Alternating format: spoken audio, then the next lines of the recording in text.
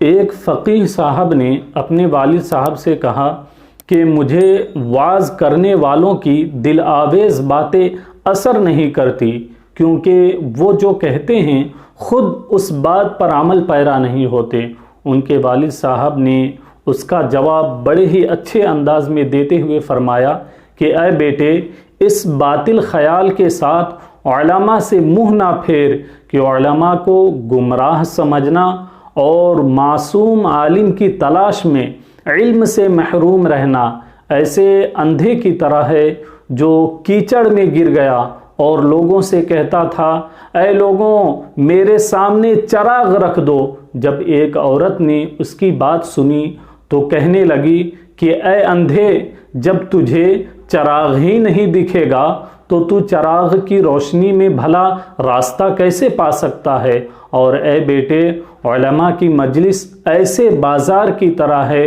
کہ جہاں اگر آپ نقد لے کر نہ جاتے ہیں تو آپ سامان نہیں حاصل کر سکتے۔ اسی طرح علماء کی مجلس میں اگر آپ عقیدت کے ساتھ حاضر نہ ہوں، محبت کے ساتھ حاضر نہ ہوں، تو پھر آپ سعادت نہیں پا سکتے، سعادت حاصل نہیں کر سکتے۔